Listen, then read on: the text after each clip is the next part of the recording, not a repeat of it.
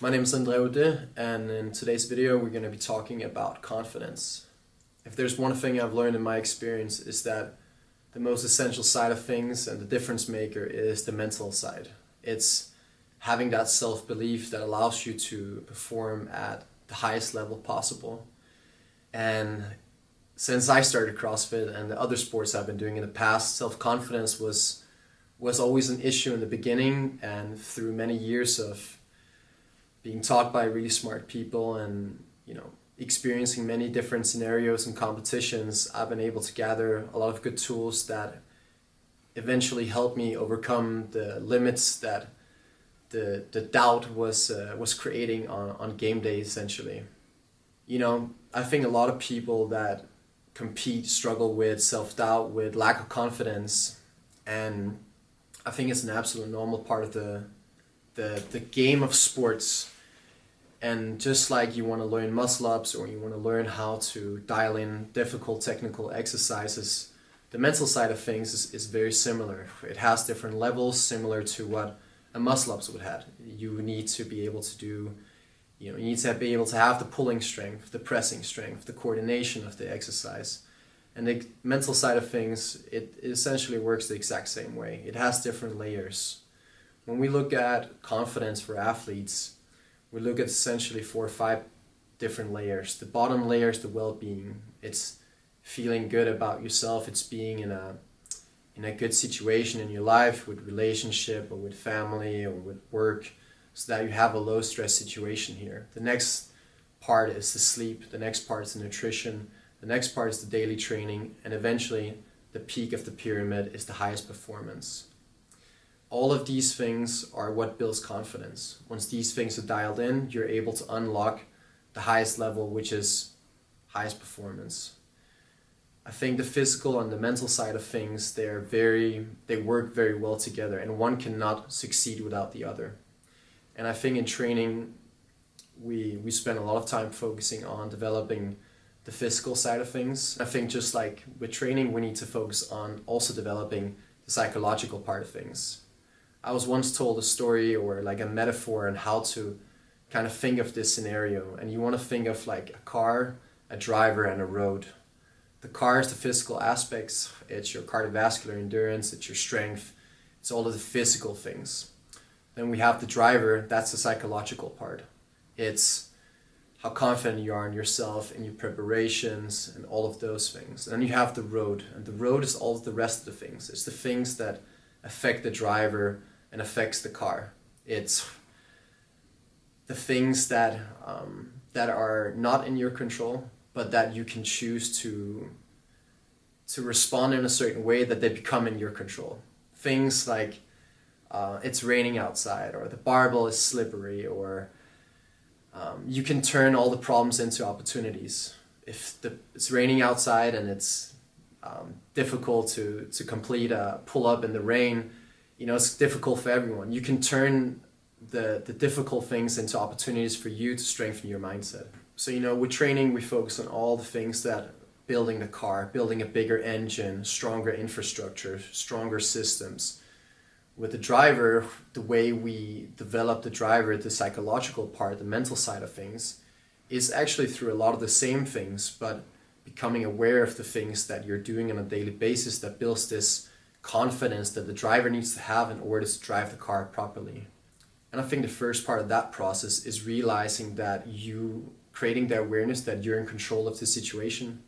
You're in control of your training, you're in control of your nutrition, your sleep, your stress levels to some extent.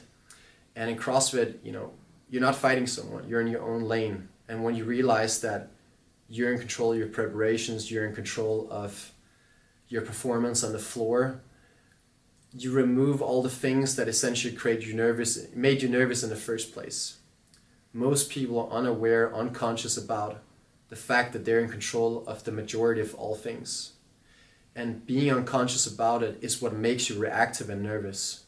Being conscious and aware about it is what makes you more stoic, calm, and allows you to execute on game day. In order to execute on game day, you need to be in the middle of the spectrum of being calm and being super excited. If you're either too calm or too excited, that's going to affect your ability to focus on the task. So being aware of knowing that you're in control of pretty much everything, that allows you to really find that focus and be in that zone where you can execute at the highest level.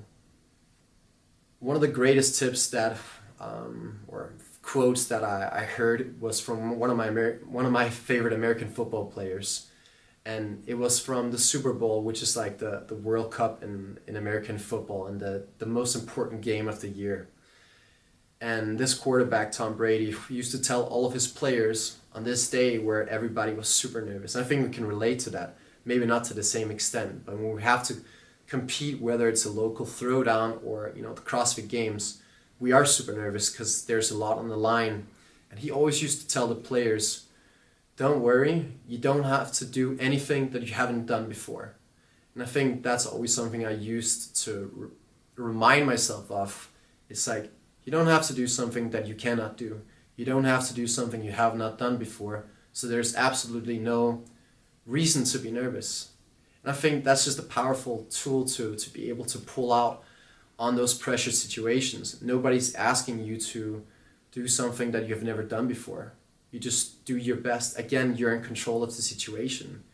Because it's so easy to get carried away with the pressure from outside people. Outside expectations are the spoilers of all good results. It's about really being able to close those ones out and understand that the outcome is within your control. The best way to build confidence for competitions is through the daily repetitions, it's through the daily practice. It's being consistent in training, knowing that you left no stone unturned. That is what will allow you to go into game day calm, composed, and focused, and really being fearless. A lot of it is being fearless. It's not being afraid to fail because you put in the work to be prepared. So even if the competition doesn't go as you hoped, you know that you've done the work that it takes to do the best that you could do on that given day. And the reality of competitions is that it's not always going to go your way, and there will be things out of your control that can affect the results. And sometimes the others are simply better. But it doesn't change the fact that if you have prepared to the absolute best of your abilities, the feeling that you're going to have going into the competition and leaving the competition will be a good feeling, regardless of winning and losing. And that's again bringing back to that being conscious about the fact that you're in control of the situation. There are other things that affect your confidence. It's things like body language. You always want to carry yourself strong regardless of what the feeling inside is. Just like the brain can affect how the body moves, the body can affect how the brain thinks. If you carry yourself as a winner or as somebody who's confident, your body or your brain will automatically follow. When you see someone on the floor next to you who's standing tall, looking good, I can guarantee you they're not feeling good, but they're forcing themselves into that position in order to get stronger mentally. And it also affects the competitors. When you see the guy next to you bend over, super tired and exhausted, and you're standing tall, you're thinking, all right, he or she is hurting too, but I'm looking better than him. And so it gives that extra boost. And sometimes that's what you need. So your body language affects you a lot. And it's all the small things. How you stand before the clock says 3, 2, 1, go. How you come out of the gate, how you finish the race.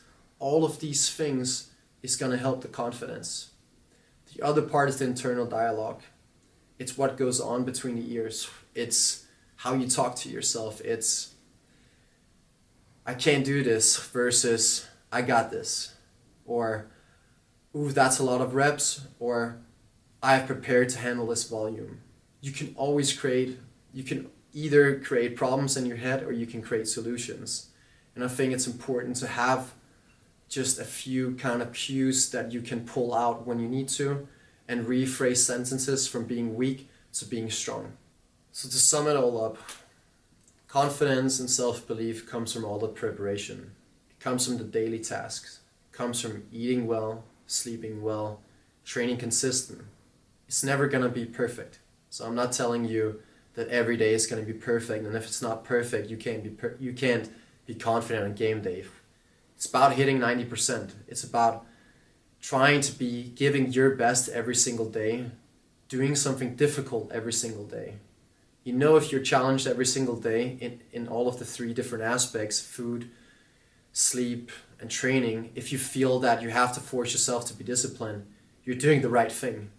And that's what's gonna keep you confident and make you confident to really give your best when it comes down to it on game day.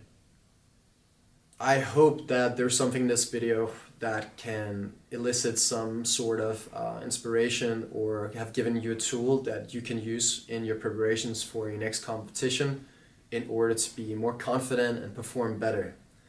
And thanks for tuning in, and we have more videos coming that are informational like this, so stay tuned for that.